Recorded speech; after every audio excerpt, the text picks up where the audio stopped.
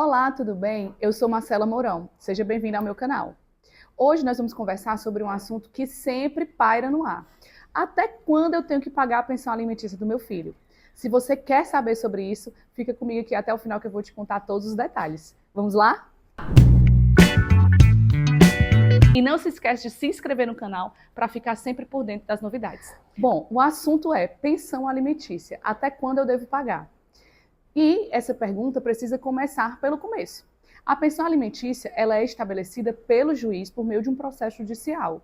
E quem presta alimentos deve prestar regra geral até os 18 anos daquela criança ou adolescente. É claro que você está pensando aí, e é a mais pura verdade, existe um entendimento jurisprudencial e existe um contexto na nossa doutrina de que sim, pode-se pagar pensão alimentícia até os 24 anos, se esse adolescente, esse adulto, faz faculdade, se ele frequenta a faculdade, ele pode sim ter para si alimentos até que se termine essa faculdade. Mas é importante te dizer que, como eu te disse no começo do vídeo, quem determina a prestação de alimentos é o Poder Judiciário. Então, somente o magistrado pode declarar a exoneração de alimentos.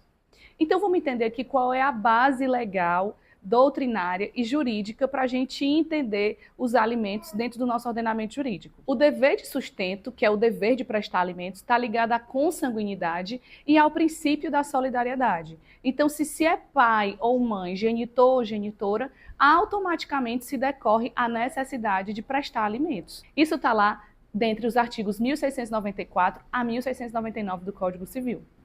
Outra pergunta que sempre me fazem: quando é que essa prestação de alimentos deve ser encerrada?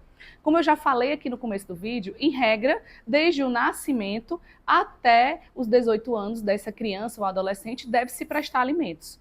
E como eu já disse também, até os 24 anos pode acontecer de se prestar alimentos quando esse adulto está fazendo faculdade. Então, esses alimentos que decorrem da solidariedade familiar podem ser prestados também durante esse período. Mas então, quando essa pensão deve ser encerrada ou alterada? Bom, então vamos lá.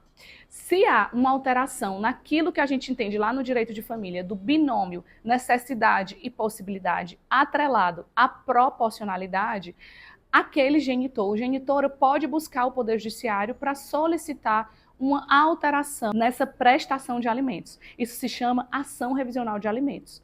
Já quando se fala em exoneração, é a necessidade de se encerrar essa prestação de alimentos. E isso também deve se demandar ao Poder Judiciário, deve se buscar o Poder Judiciário com uma fundamentação suficiente que, aqui no caso concreto, diz respeito a essa chegada aos 18 anos e mais alguns requisitos. Um deles é o início de atividade remunerada. Se o seu filho ou sua filha iniciou uma atividade remunerada e não precisa mais da prestação de alimentos e não faz faculdade, você pode sim solicitar a exoneração de alimentos. Para isso, você precisa buscar um auxílio e buscar um apoio de um advogado especializado que pode te ajudar nessa caminhada e te orientar durante esse percurso. Então, lembre-se sempre: é preciso de uma ação judicial para revisar ou sempre exonerar os alimentos. Você nunca pode deixar de prestar alimentos da sua cabeça.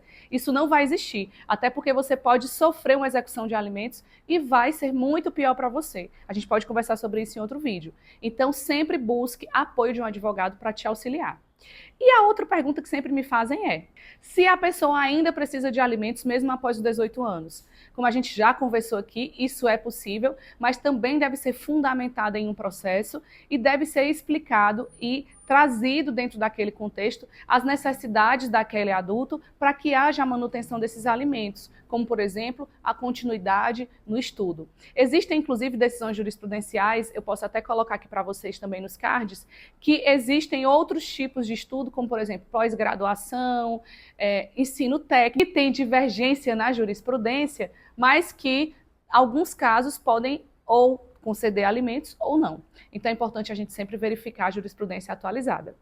E aí, você entendeu como funciona para iniciar e finalizar a prestação de alimentos? Realmente é um assunto muito complexo que eu trouxe para vocês uma parte dele. E se você tem mais dúvidas sobre o assunto, comenta aqui embaixo. E se você tem alguma sugestão de tema também, eu quero saber para que a gente possa continuar a nossa conversa. Até a próxima. Tchau, tchau.